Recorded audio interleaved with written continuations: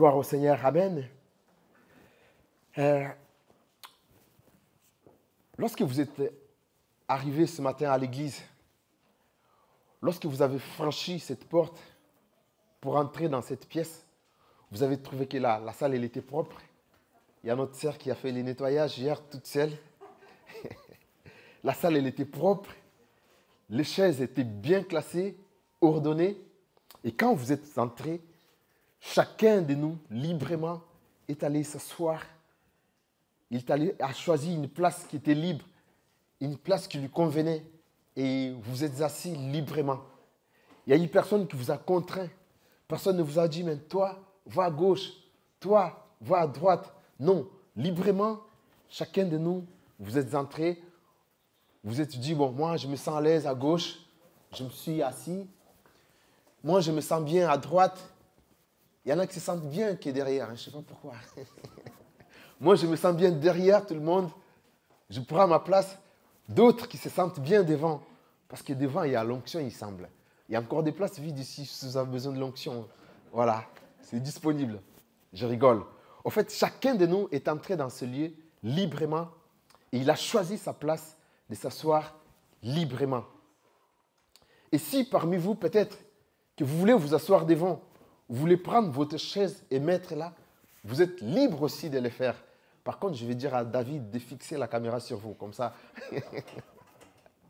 Et tout à l'heure, quand nous allons ouvrir la parole de Dieu, nous allons voir qu'il y a un récit dans les Actes des Apôtres où il y a un jeune homme qu'on appelle Eutychus. Eutychus, cet homme va arriver dans une pièce où il y a les frères et sœurs, il y a les disciples de Paul. Ils sont là en train d'écouter l'apôtre Paul. Et Eutychus, qu'est-ce qu'il va faire? Il va choisir une place. Mais il ne va pas choisir une place comme les autres. Il va arriver dans la pièce, tout le monde est assis, mais lui, il va choisir une place dangereuse. Il va choisir une position dangereuse. Il va aller dans un endroit dangereux. Et là, il va se mettre à suivre le message. J'espère que ce matin, personne n'a choisi une place dangereuse. Regarde ton frère, regarde bien. Est-ce qu'il y a quelqu'un qui est en danger ce matin? On est bien assis, hein? Équilibré, tout va bien. Ne faites pas comme Eutychus. On va voir que Eutychus va s'asseoir sur le bord de la fenêtre. Imaginez-vous simplement cette scène.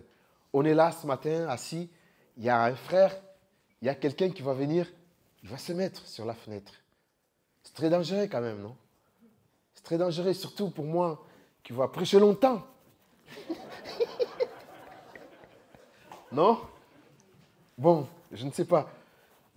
Pour moi qui va prêcher peut-être longtemps ou pas, mais c'est très dangereux de s'asseoir sur la fenêtre. Alors, avant d'entrer dans le vif de notre sujet, je vais vous inviter avec moi à prendre la parole de Dieu dans les Actes des Apôtres, au chapitre 20, versets 7 à 12. Actes des Apôtres, chapitre 20, versets 7 à 12. Je vais lire. Le premier jour de la semaine, nous étions réunis pour rompre les pains. Paul, qui devait partir le lendemain, s'entretenait avec les disciples et il prolongea son discours jusqu'à minuit.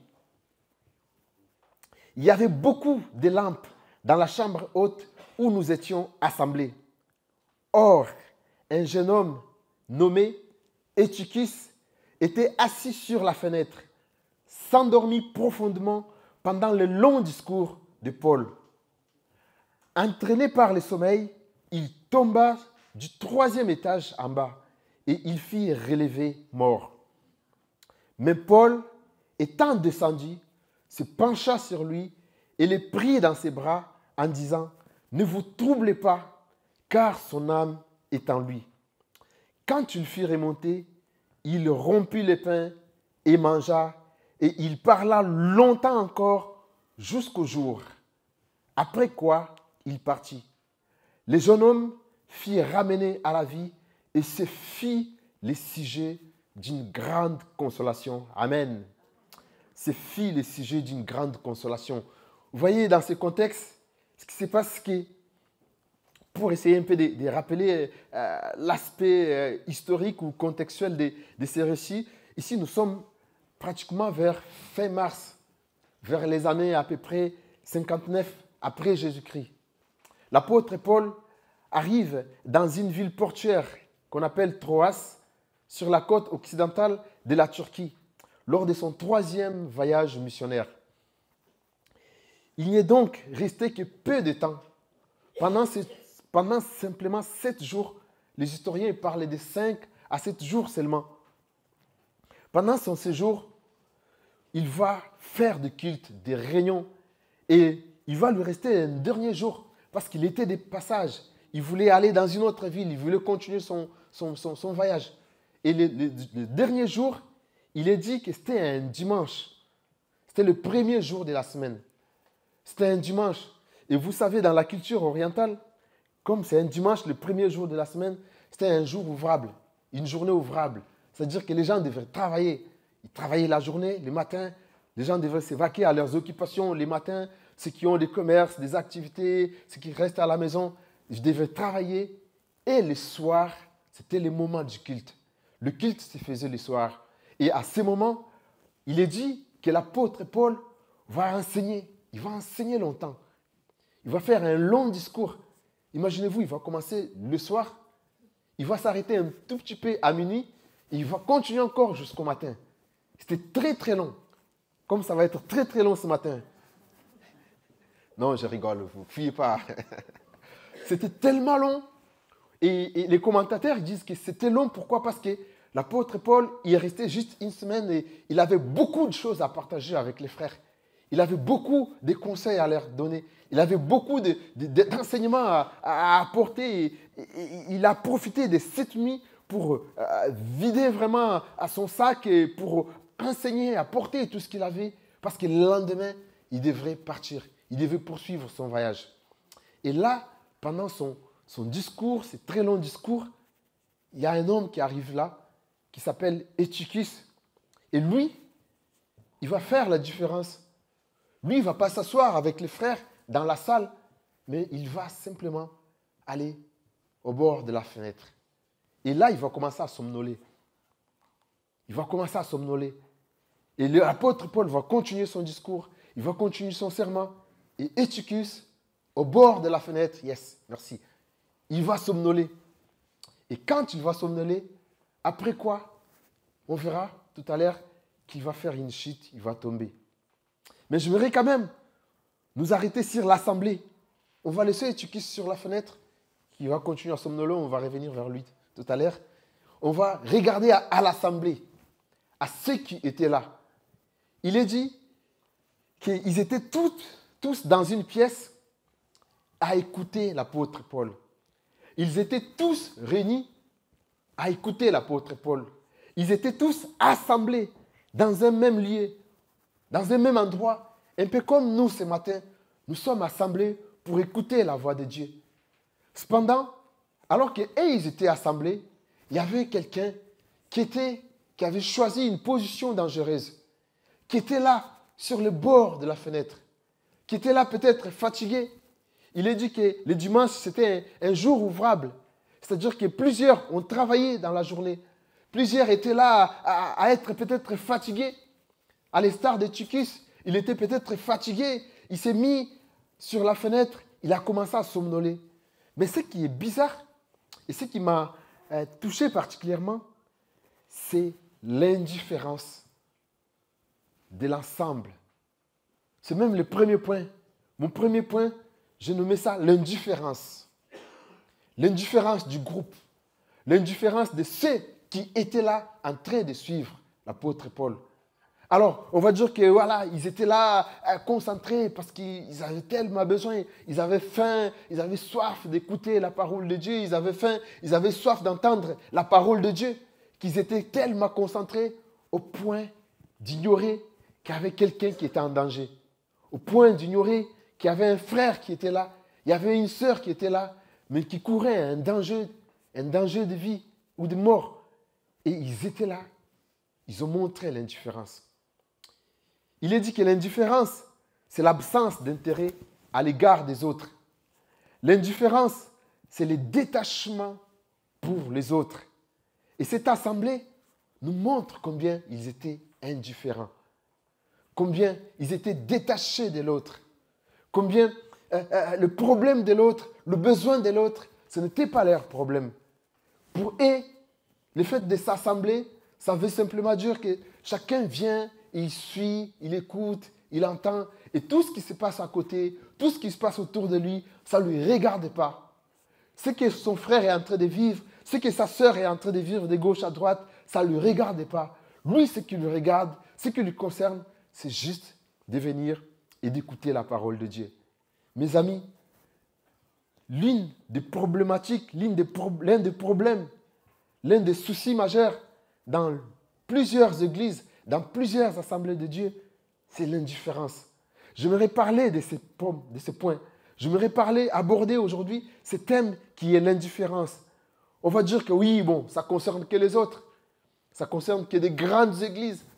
Ça concerne que des big church, comme on dit, des méga church. Nous, on est peu, on n'est pas nombreux, on est un petit nombre. Forcément, on s'entretient les uns les autres. Forcément, on est entre nous. Mais non, on peut se tromper. Parce que même dans un petit groupe, il peut y avoir l'indifférence. Parce que là, dans la pièce où ils étaient, on n'a pas parlé de 5 000, on n'a pas parlé de 10 000, ils ont parlé des disciples et de l'assistance. Ils n'étaient pas autant nombreux. Mais même dans un petit groupe, il y a eu ce problème d'indifférence. Il y a eu ce problème de détachement. Ce problème, ça peut aussi nous concerner. Aujourd'hui, Église pleine vie. On peut aussi être là, on vient à l'église, on se dit, yes, ça y est, moi je vais à l'église, je vais écouter la parole de Dieu, je vais participer à la Sainte Seine, je vais louer le Seigneur et après, je vais prendre la porte quand le pasteur va dire Amen, je vais me lever, je vais prendre mes affaires et je sors. Parce que le reste ne m'intéresse pas. Le reste, ce n'est pas mon problème. La vie de ma soeur, la vie de mon frère, ce n'est pas mon problème. Ça peut aussi s'appeler l'indifférence.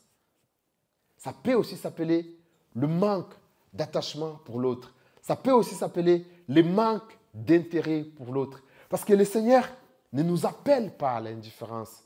Il nous appelle à l'unité. Le Seigneur nous appelle à l'unité. Et ce qui est crié dans ce récit, il est dit, le premier jour de la semaine, nous étions réunis pour rompre le pain. Ils étaient réunis. Ils ont donné l'impression d'être ensemble. Ils ont donné l'impression d'être main dans la main. Ils ont donné l'impression d'être tous ensemble pour une même cause, pour un même objectif. Mais en réalité, lorsqu'on regarde bien dans leur comportement, on voit qu'en vrai, ils étaient réunis que des façades. Ils étaient unis, mais des façades. En vérité, il n'y avait pas une unité. Ça ne se voit pas. Parce que s'ils étaient vraiment réunis, s'ils avaient vraiment un objectif commun, s'ils étaient vraiment dans l'unité, dans la communion, ils ne pouvaient pas laisser Eutychus continuer à somnoler sur la fenêtre. Parce qu'ils l'ont vu tous quand il est parti. Ils l'ont vu tous quand il a commencé à somnoler. Ils l'ont vu tous quand il a commencé à dormir. Mais personne n'a intervenu. Personne ne s'est levé. Personne n'est allé vers Eutychus pour lui dire « Mais mon frère, qu'est-ce que tu fais là? Tu ne vois pas que c'est dangereux ce que tu es en train de faire. La position que tu as prise, elle est dangereuse. L'endroit où tu es allé t'asseoir, c'est un endroit dangereux. Tu peux descendre, il y a de la place autour de nous. Tu peux descendre, il y a de la place par ici. » Personne n'a fait ces gestes. Tous, ils étaient là. Ils voyaient les dangers, ils voyaient la souffrance, ils voyaient ce qui peut arriver, mais personne n'a évité que le pire arrive. C'est ce qui fait mal. C'est ce qui fait mal, mes frères et sœurs. Le Seigneur nous appelle à l'unité. Le Seigneur nous appelle à prendre soin les uns les autres. Lorsque nous regardons dans la parole de Dieu, plusieurs fois, il est dit, veillez les uns les autres. Prenez soin les uns les autres. Exhortez-vous les uns les autres. Veillez les uns les autres. Le Seigneur nous appelle à veiller les uns les autres. Il ne nous appelle pas à l'indifférence. Il ne nous appelle pas à venir chacun pour soi. Je ne sais pas si ça existe jamais, ces versets-là. Il semble que c'est un verset, mais ce n'est pas un verset biblique. Je ne sais pas, c'est un adage qui dit chacun pour soi, Dieu pour tous. Nous, on ne peut pas appliquer ça chez nous. On ne peut pas, on n'a pas le droit d'appliquer ça chez nous. Chacun pour soi, Dieu pour tous. Non, nous sommes ensemble. Amen. Nous devons être ensemble. Nous devons nous soucier des uns des autres. Nous devons nous porter les uns les autres. Lorsque mon frère est fatigué, nous devons aller lui porter dans nos bras, lui consoler, le restaurer. Parce qu'un jour, quand nous allons être aussi fatigués, d'autres personnes viendront vers nous. Nous n'allons pas nous dire, oui, d'ailleurs, ça ne me concerne pas, ce n'est pas mon problème. Qui c'est qui l'a demandé d'aller s'asseoir sur la fenêtre? Il pouvait juste venir ici, il y avait de la place. Qui c'est qui l'a envoyé là-bas? Non, mon frère, la difficulté de l'autre, la souffrance de l'autre, le danger que court l'autre, ça me concerne, ça te concerne aussi. On est tous concernés. On est tous concernés. Dans la Bible, il nous est relaté une histoire d'une autre indifférence. On est dans Genèse chapitre 4, verset 9. Il s'agit de Caïn et Abel.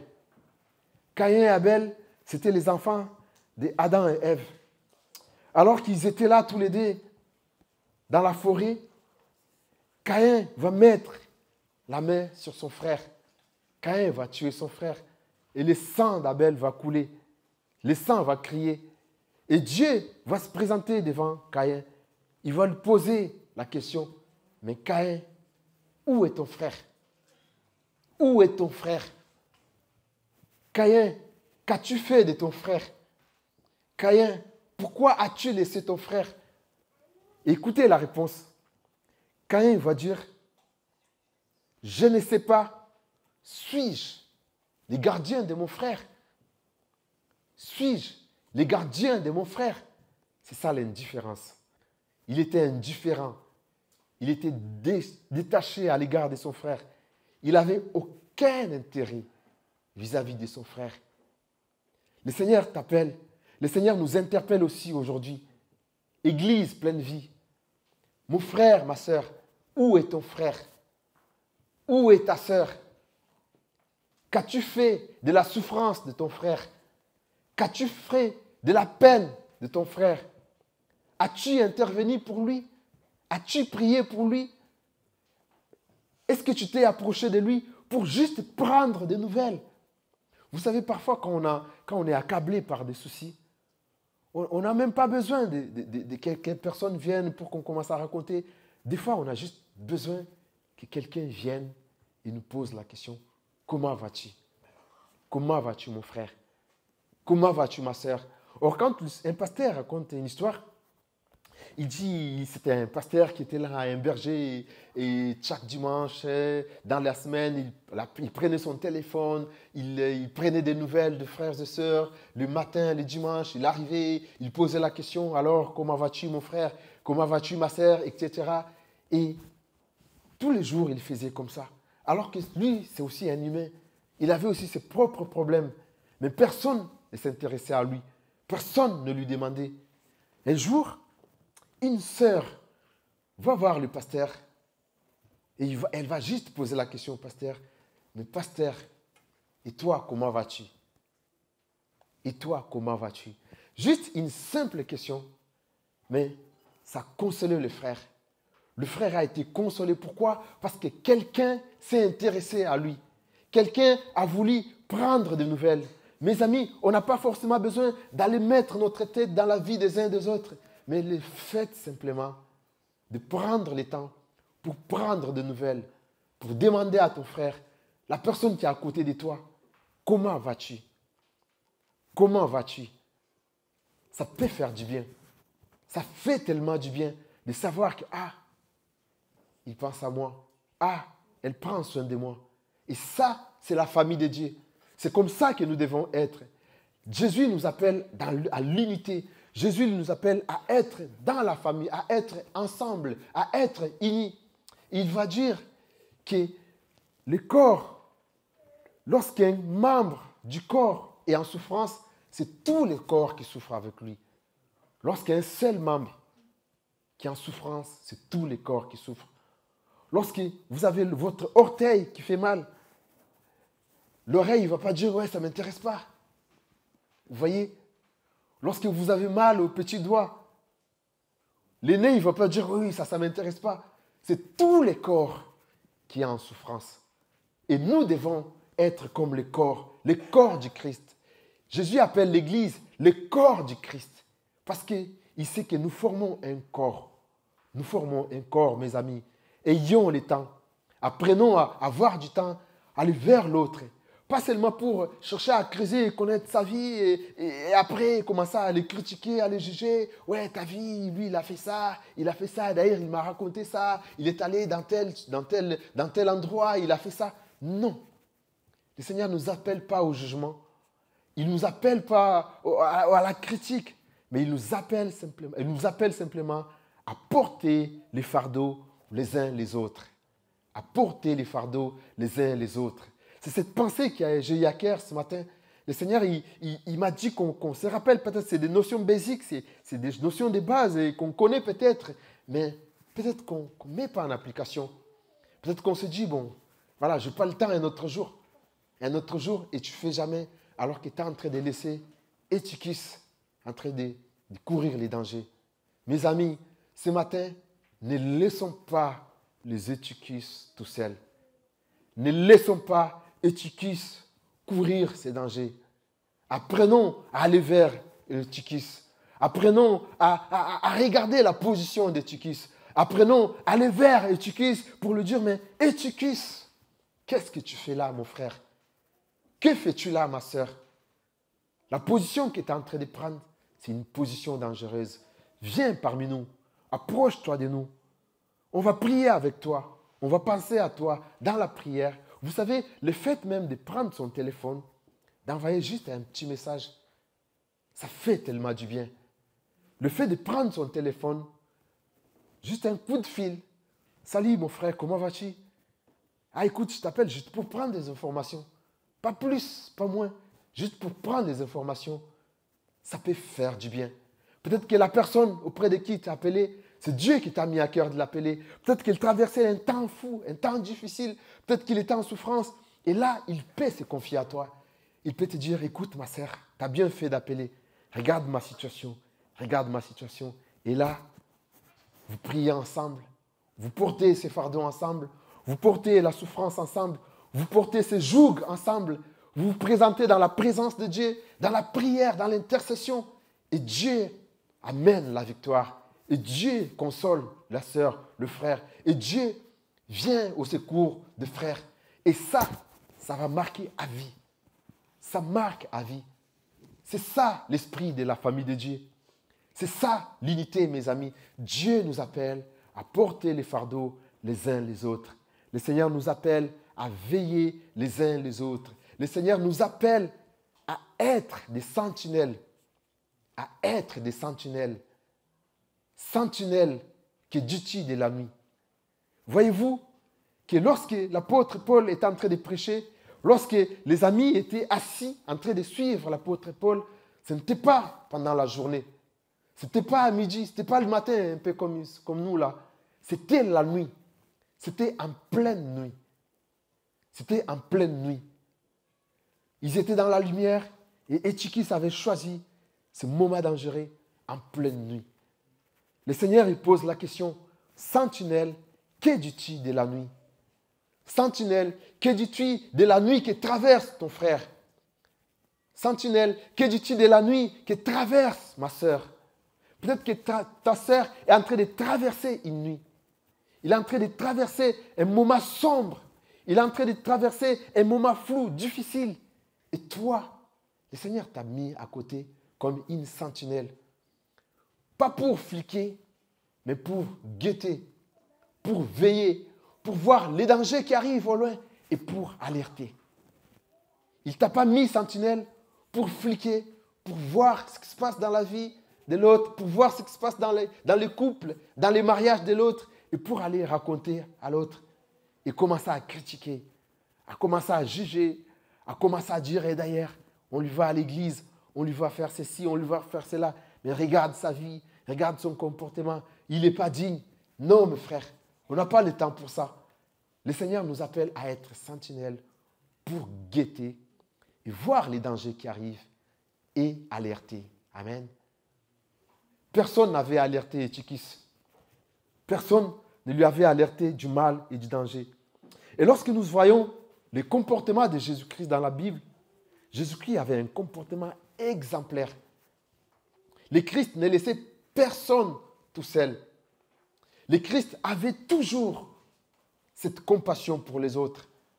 Jésus portait toujours le fardeau des autres. Même quand il était pressé, même quand il était avec les disciples, alors qu'ils passaient, ils avaient notre objectif, ils étaient en plein voyage. Lorsqu'il y a un homme qui souffre, lorsqu'il y a une femme qui souffre, lorsque Jésus va les rencontrer, Jésus va tout annuler.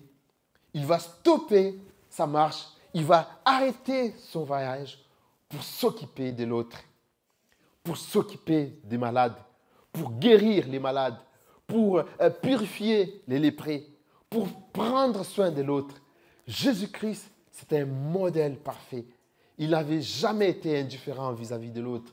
Il avait toujours un temps pour l'autre. Il prenait toujours soin des uns des autres.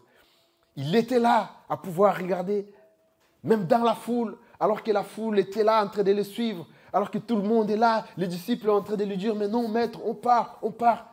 Jésus s'arrêtait pour faire du bien. Il s'arrêtait pour consoler. Il s'arrêtait pour restaurer. Il s'arrêtait pour prendre soin. Jésus-Christ est notre véritable modèle. Alors, nous devons tous emboîter les pas de Christ. Amen. Je vais passer à mon premier et dernier point. Vous voyez, je ne vais pas être long. Parce que, voilà, si je deviens long, il y a les Étychus sur les fenêtres. Voilà, je ne sais pas. Peut-être que je vais ressusciter comme Paul, on ne sait pas, mais bon. Mais je ne vais pas être quand même long. Mon deuxième point, je l'ai intitulé « La position ou la décision ». La position ou la décision. On a parlé de l'assemblée qui était là, réunie. On a parlé de l'église qui était assise et qui a vu Étychus prendre le danger. Mais j'aimerais qu'on revienne encore dans les textes. Il est dit, dans les textes, que Paul, qui devait partir le lendemain, s'entretenait avec les disciples et prolongea son discours jusqu'à minuit. Il y avait là beaucoup de lampes dans la chambre haute où nous étions assemblés. Il y avait là, quoi? Beaucoup de lampes dans l'assemblée de Dieu. Il y avait là beaucoup de lampes. Et ces lampes, elles étaient toutes allumées. Elles étaient allumées pour apporter la lumière. Les lampes, elles étaient allumées pour apporter la lumière. Il y avait dans cette pièce beaucoup de lampes. Il y avait dans cette pièce la lumière. Il n'y avait pas que des lampes et de la lumière, mais il y avait aussi la parole de Dieu qui était prêchée. Il y avait la parole de Dieu qui était proclamée. Il y avait le pain quotidien qui était là. La parole de Dieu, elle est symbolisée aussi par la lumière. La lumière, c'est la parole de Dieu. Il est dit que ma parole est une lampe à vos pieds. La parole de Dieu, c'est la lampe qui était là. Il y avait beaucoup de lampes qui étaient là allumées. Et à l'extérieur, il y avait les ténèbres. Rappelez-vous qu'on est vers les années 59 après Jésus-Christ. Vers ces années-là, il n'y avait pas de lumière. Il n'y avait pas l'électricité. Un peu comme nous aujourd'hui en France, dans les différentes villes, même s'il y a l'électricité. Mais pendant la nuit, tous les éclairages publics sont éteints. Pourquoi? Parce qu'ils veulent faire les économies. Mais à l'époque, ce n'était même pas le cas. À l'époque, il n'y avait pas d'éclairage public. La nuit, il faisait noir, il faisait sombre. Il y avait les ténèbres qui régnaient à l'extérieur. Mais dans la pièce, dans la salle où était réuni le peuple de Dieu, dans la salle où était réunie l'assemblée, il y avait la lumière. La lumière de Dieu était éclairée. Je me vais faire une petite parenthèse pour dire qu'il y a toujours la lumière lorsque les frères et sœurs se réunissent ensemble dans la présence de Dieu. Amen. La lumière ne manque jamais lorsque les frères et sœurs sont assemblés. La lumière ne manque jamais lorsque les frères et sœurs ouvrent la parole de Dieu pour la lire. Ce matin, il y a la lumière ici en ce lieu. Ce matin, il y a la lumière dans ton cœur. Dieu allume la lumière. Dieu allume cette lampe dans ton cœur, dans ta vie. Même si tu traverses des temps forts, des temps de difficultés, même si tu traverses les temps sombres, lorsque tu ouvres la parole de Dieu, le Seigneur allume la lumière. Et cette lumière, c'est celle qui va t'accompagner durant ta marche. Nous allons revenir sur le contexte. On dit qu'il y avait la lumière dans la pièce. Et à l'extérieur, c'était le contraire, c'était le ténèbre. Il faisait sombre, il faisait noir, parce qu'il n'y avait pas d'électricité. Mais à l'intérieur, il y avait la lumière. Mais regardez le choix d'Eutychus. Regardez sa position. Eutychus, le jeune homme, il va se décider d'aller s'asseoir à l'extrême. Il va se décider d'aller s'asseoir à l'intermédiaire, au milieu, entre la lumière et les ténèbres. Il va laisser la lumière, il va voir les ténèbres, il ne va pas aller dans la lumière totalement, il ne va pas aller complètement, entièrement dans les ténèbres, mais il va prendre la décision de s'asseoir au milieu, entre la lumière et les ténèbres. Il va avoir un cœur partagé. Eutychus avait un cœur partagé. Il n'était pas dans la lumière, il n'était pas non plus totalement dans les ténèbres, mais il va rester au bord. Il va rester à la limite entre la lumière et les ténèbres. Parfois, les hommes et les frères prennent le choix, font le choix d'Eutychus. Parfois, les gens quittent la lumière de Dieu. Parfois, nous voyons dans l'Église, les gens quittaient la lumière, les gens quittaient la parole, les gens quittaient l'Église pour aller s'asseoir à la limite. Pour être à la limite. Je m'explique. Vous voyez quelqu'un qui vient à l'église, qui écoute la parole de Dieu, mais en même temps, juste après l'église, vous le voyez aussi dans le monde, avec les comportements du monde, avec tout ce qui se passe dans le monde, avec tout ce qui se passe dans les ténèbres. Cette personne, ce frère ou cette sœur, il a les comportements d'Eutychus. Il est assis à l'extrême, il est assis au bord, il est assis à la limite. Il n'est ni chaud, il n'est ni froid, mais il est tiède. Eutychus était tiède. Eutychus n'était pas ni chaud pour le Seigneur, il n'était pas ni froid, mais il était entre les deux. Il était entre les deux. Et cette position entre les deux, c'est une position à éviter, mes amis. Cette décision, aller rester entre les deux, c'est une position dangereuse à éviter. Pourquoi? Parce que nous allons voir qu'Eutychus va faire une chute. Et il ne va pas chuter dans la lumière. Il va chuter profondément dans les ténèbres. Il va chuter à l'extérieur. Il va tomber à l'extérieur. Pourquoi il va tomber à l'extérieur? Parce qu'il était entre les deux. Mais je pense qu'il était beaucoup plus penché dans les ténèbres. Il était plus penché à l'extérieur que dans l'église. Dans l'église, il faisait juste, voilà, vous me voyez, je suis chrétien, je viens à l'église tous les dimanches. Je donne ma dîme, je salue les frères et sœurs, je fais ceci, je fais cela. Mais en vrai, il n'était pas ancré dans la lumière de la parole de Dieu. Il n'était pas ancré dans la lumière. Il était juste entre les deux. Et quand la chute arrive, la chute dévoile tout. La chute, elle dévoile nos cœurs. En réalité, nous n'étions pas dans la lumière, on était dans les ténèbres.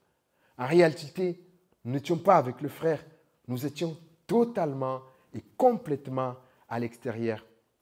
Et vous savez, lorsqu'on se met sur une fenêtre, pour ceux qui prennent le train, vous avez déjà pris un train ou un avion, généralement, d'ailleurs, je n'ai jamais compris pourquoi les gens ils aiment bien s'asseoir à côté de la fenêtre.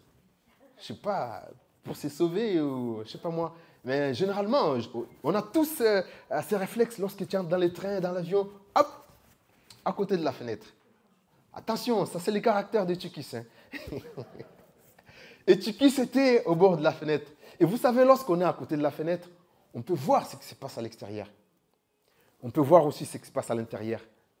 Lorsqu'on est au bord de la fenêtre, on peut apprendre les informations. On peut vivre l'extérieur, mais on peut aussi vivre l'intérieur. Mais en réalité, on n'est ni à gauche, ni à droite. On est entre les deux. Et c'est une position à éviter. Le Seigneur nous appelle à être bouillants. Il est dit dans 1 Roi, chapitre 18, au verset 21, qu'il il y avait Élie qui était là avec les prophètes de Baal.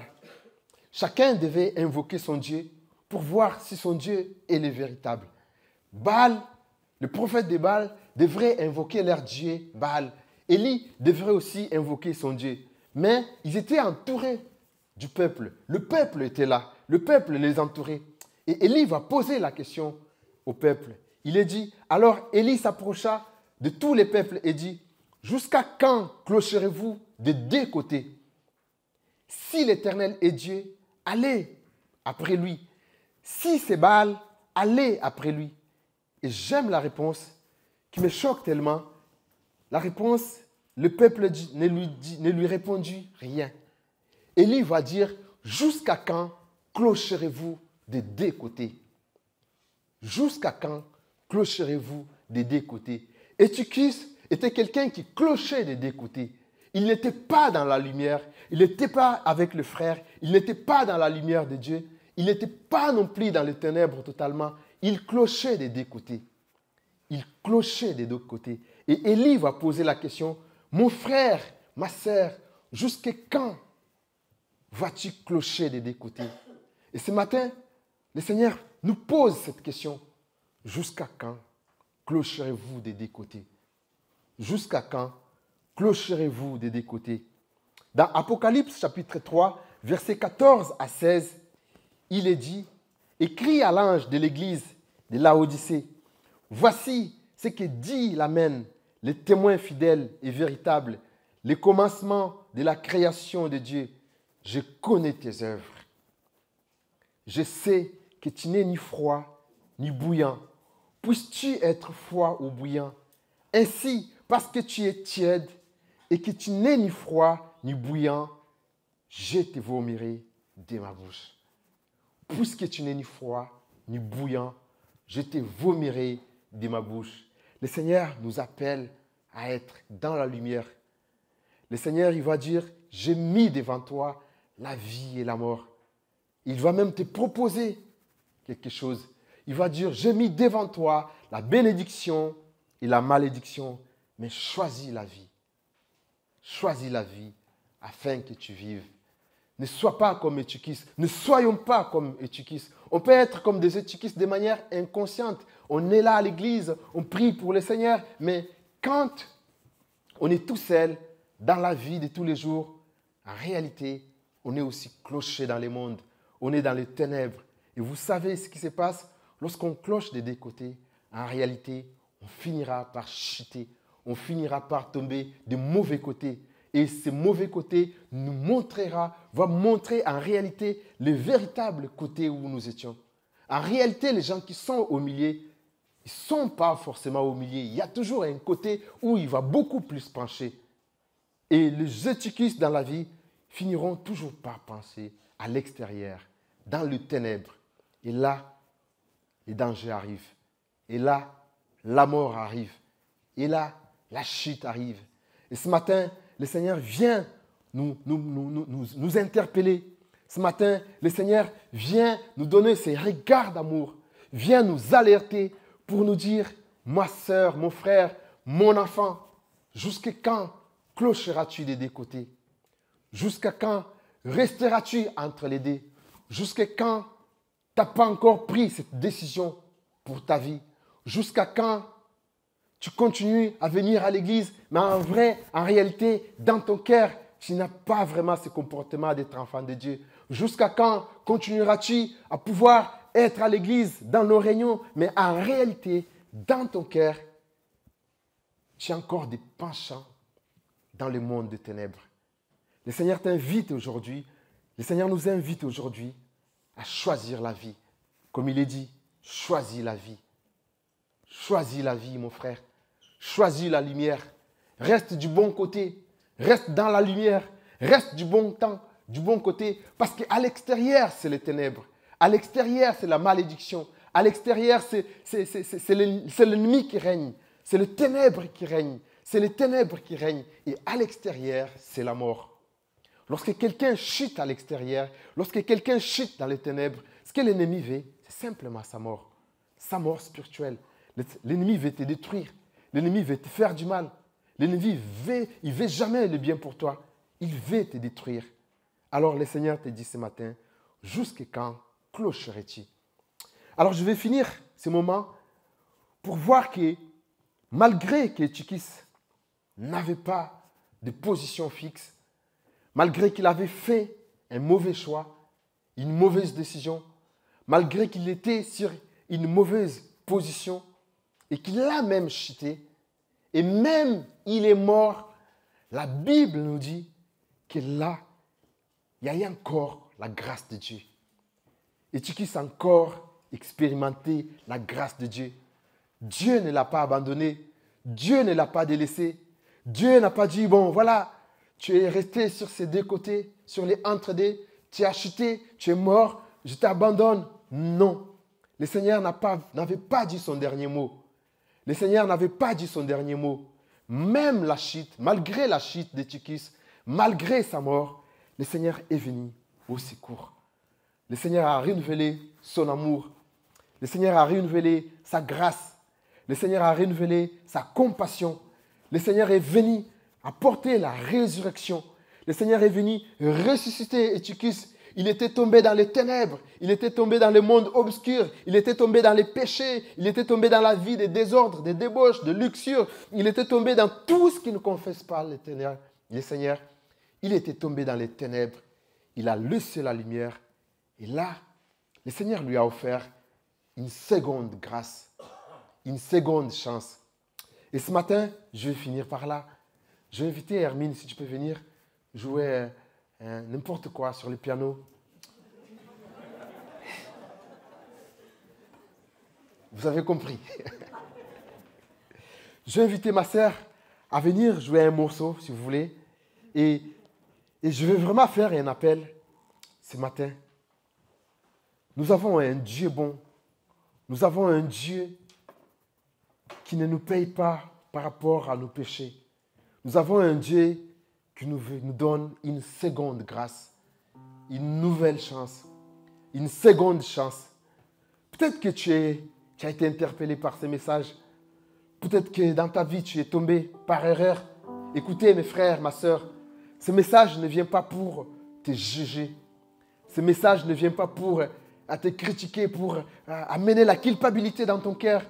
Mais ce message, c'est comme une perche que le Seigneur est en train de t'étendre. C'est comme cette corde de miséricorde que Dieu est en train de t'étendre là dans les trous, là dans les profondeurs du ténèbre, là dans les trous des ténèbres, là où tu es tombé plus profond, là où tu es dans les ténèbres, dans le monde des ténèbres, dans ce monde qui n'honore pas le Seigneur, dans ce monde qui ne glorifie pas le Seigneur. Le Seigneur vient ce matin pour t'étendre cette corde, sa corde de grâce, sa corde de miséricorde. Il va encore te sortir, il va encore te ressusciter, il va encore te donner une nouvelle grâce, une nouvelle chance. Ce matin, il va te dire, mon enfant, ma fille, mon fils, tu es tombé par tes propres erreurs. Tu es tombé parce que tu as fait un mauvais choix. Tu es tombé parce que tu as accepté de choisir les mauvais côtés.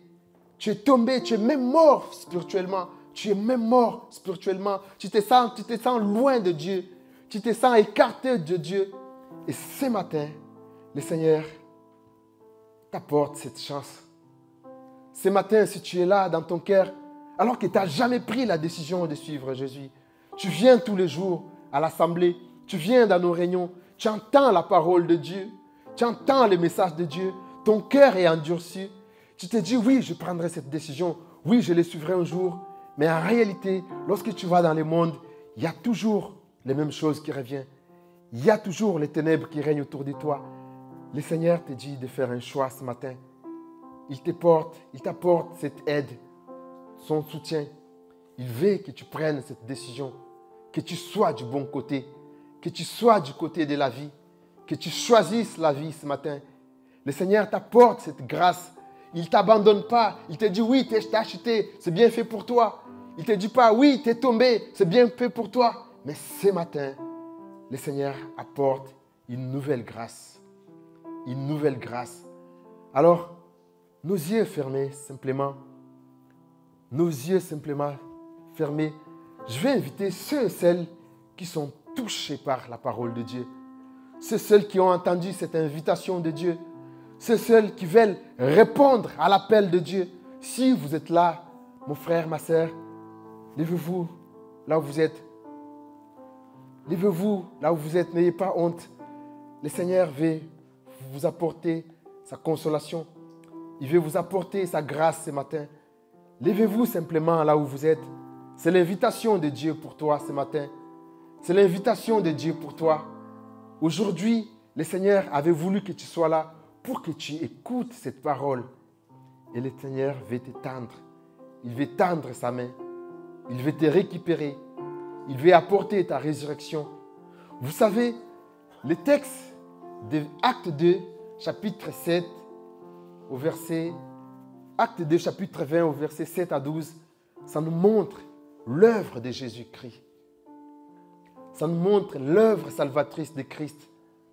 La Bible dit qu'ils étaient réunis pour rompre les pains. Et Paul a commencé à enseigner la parole de Dieu. À un moment donné, Eutychus est tombé, il est mort. La Bible nous montre que Paul est descendu. Il a tout arrêté. Il a tout abandonné. Il est descendu jusqu'à Eutychus. Il est descendu jusqu'à la mort. Il a amené les frères qui étaient morts à la résurrection. Il est descendu là à la mort. Il a mené la résurrection. Il a amené Eutychus avec lui. Et ensemble, ils ont brisé le pain. Ensemble, ils ont partagé ce pain. C'est ce que Jésus a fait. Jésus-Christ est venu jusqu'à nous. Nous étions dans les ténèbres. Nous étions morts par nos péchés. Nous étions morts par nos iniquités. Christ a abandonné la gloire. Christ a abandonné le trône. Christ a abandonné toutes ces choses. Il est venu jusqu'à toi ce matin. Il est venu jusqu'à nous. Il est venu pour te récupérer. Là où tu étais dans la mort, dans le péché, dans les ténèbres, Christ est entré dans le séjour des morts. Il t'a donné sa résurrection pour qu'ensemble, au jour du retrouvailles, que tu puisses passer avec lui aux noces de l'agneau, que tu puisses manger avec lui le pain parfait, que tu puisses souper avec lui, que tu puisses passer à la table du Seigneur. Ce jour-là, là où il est allé nous préparer, il est allé te préparer une place parce qu'il sait qu'il est venu te chercher dans les séjours des morts et il attend que tu acceptes cette invitation pour que le jour de son retour, ensemble, nous puissions manger le pain de vie, le pain parfait, pour que le jour des noces de l'agneau, que tous ensemble, nous puissions participer à ces noces. Que personne ne manque à ces noces. Paul n'a pas voulu que Eutychus manque à ce repas. Il a tout à fait abandonné tout ce qu'il faisait pour aller chercher Eutychus, afin que tous participent à la table du Seigneur. Alléluia. Merci pour ceux qui sont debout. Merci pour ceux qui se sont levés. Je veux prier le Seigneur pour vous. Seigneur, notre Dieu, notre Roi, nous te disons merci pour ta parole. Nous te disons merci pour ta présence. Nous te disons merci pour ces messages d'espoir, pour ces messages d'espérance encore. Là où nous étions dans le désespoir, là où nous étions dans les ténèbres, là où nous étions dans les noirs, dans les tombeaux, Seigneur, tu es venu nous ramasser. Tu es venu jusqu'à nous. Tu ne nous as pas jugés. Tu ne nous as pas rejetés à cause de nos erreurs. Mais tu as accepté de descendre. Tu as accepté de nous prendre par ta main et de nous redonner la vie et de nous ressusciter et de nous donner de l'espoir et de nous donner de vivre dans ta lumière. C'est ce que tu es en train de faire ce matin pour ceux et celles qui ont quitté cette pensée. C'est ce que tu es en train de faire, Seigneur. Tu es en train de tendre ta main. Tu es en train de tendre ton bras pour sauver encore.